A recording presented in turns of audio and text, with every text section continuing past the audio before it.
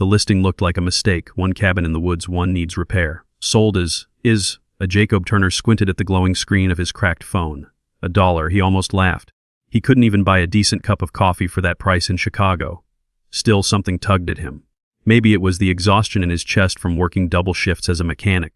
Maybe it was the way his 10-year-old daughter, Emma, had fallen asleep on their worn-out couch again, her schoolbook scattered across her lap, because there was no quiet space to study in their tiny apartment. Jacob had been a single dad since Emma was 2. Life hadn't been kind, yet he kept moving not for himself but for her. When he saw that cabin listing, it felt like fate whispering. He clicked contact seller. The drive out took nearly 4 hours.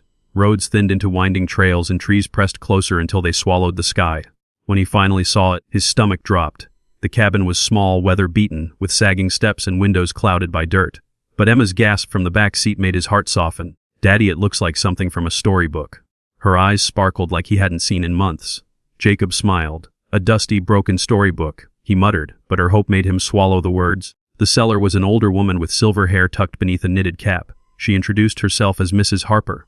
"It's been in my family for generations," she said softly, "but I can't keep it anymore. Taxes upkeep, it's too much. I'd rather pass it on than watch it rot." Jacob frowned. "But for $1, that doesn't make sense." Harper studied him carefully, then looked at Emma, who was chasing a squirrel near the porch. Something unreadable passed across her face. "Let's just say," she whispered, "I'd rather give it to someone who might see its value than someone who only sees a price tag." Within weeks, Jacob and Emma moved in. Life wasn't easy. The roof leaked, the pipes groaned, and raccoons treated the attic like their personal nightclub. But there was something about the cabin, something quiet and safe, that wrapped itself around their small family. Emma painted wildflowers on the porch railing, and Jacob spent nights fixing creaky floorboards with hands that ached from years of engine grease. One rainy evening, Emma pointed at a plank near the fireplace. "Daddy, look, that board sounds funny." Jacob crouched. She was right, it thudded hollow. Curious, he pried it up. Beneath the wood, his flashlight beam caught the corner of a rusted metal box. His breath caught. "What is it?" Emma whispered, eyes wide. Jacob pulled the box free, wiped years of dust, and slowly opened the lid. Inside lay stacks of yellowed envelopes bound with ribbon, and beneath them a cloth pouch heavy with coins that gleamed even in the dim light. Emma gasped. "Daddy, is that treasure?" Jacob's hands trembled. Letters, old photographs, military medals, and journals filled the box.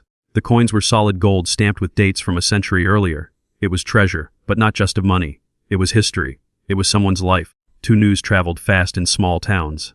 By the end of the week, a real estate developer showed up at Jacob's door, sleek suit and shiny shoes sinking in the mud of the driveway. "I represent a group interested in acquiring this property," the man said smoothly. "We'll pay you $2 million cash if you sign today." Jacob nearly choked. $2 million. He could send Emma to any school in the world, never worry about bills again.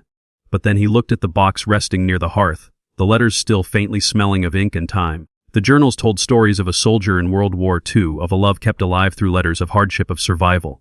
It wasn't just money buried there, it was legacy. He shook his head. "Not for sale." The man's smile faltered. "Mr. Turner, I don't think you understand." "I understand perfectly." Jacob cut in. "This place isn't for sale." The offers didn't stop. Bigger numbers, chenier promises. Each time Jacob refused. But what he didn't expect was how the box began to change him and Emma. They spent nights reading the letters together. Emma curled against his side as he read aloud a young soldier's fears and hopes, his longing to return home, his dreams of family. Some letters were written by a woman named Clara, words dripping with patience, resilience, and love. One night, Emma whispered, "Daddy, it feels like they're still here." Jacob swallowed hard. Maybe they are. The box became their teacher. It reminded Jacob of sacrifices made long before him, of love that could endure war, of strength in quiet moments. Emma began writing her own letters, folding them neatly and slipping them into the box. She wrote to the soldier, to Clara, to whoever might listen. And Jacob, who had always felt like life had taken more than it gave, began to feel something he hadn't in years: hope. Then came the twist. A woman arrived one Sunday afternoon. She was in her 70s, with sharp eyes and hands that shook slightly as she clutched the porch railing. "I heard you found something under the floor," she said softly. "May I see it?"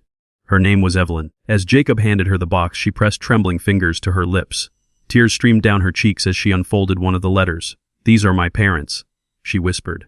"Clara was my mother. My father, he never came back from the war. She kept everything, hoping he'd return. After she died, I thought it was all lost." Jacob felt a lump rise in his throat. "This belongs to you," he said, pushing the box toward her. But Evelyn shook her head fiercely. "No. My mother held on to it her whole life. She would have wanted someone to find it who understands, someone who needs it." Her gaze fell on Emma, who was clutching one of the medals with wide, reverent eyes. Maybe it was meant for you. From that day, Evelyn became part of their lives. She told them stories of her mother, of the small acts of kindness that had carried her family through hard times. And slowly the cabin transformed, not with money but with love. Neighbors pitched in to repair the roof, strangers donated books for Emma, and weekends became filled with laughter instead of exhaustion. Developers kept calling, dangling bigger numbers, but Jacob didn't waver. The cabin wasn't just wood and nails. It was memory. It was kindness passed down through generations. And sometimes at night, when the fire cracked and Emma was asleep with her letters tucked by the box, Jacob thought about how a single dollar had bought them not just a home, but a future.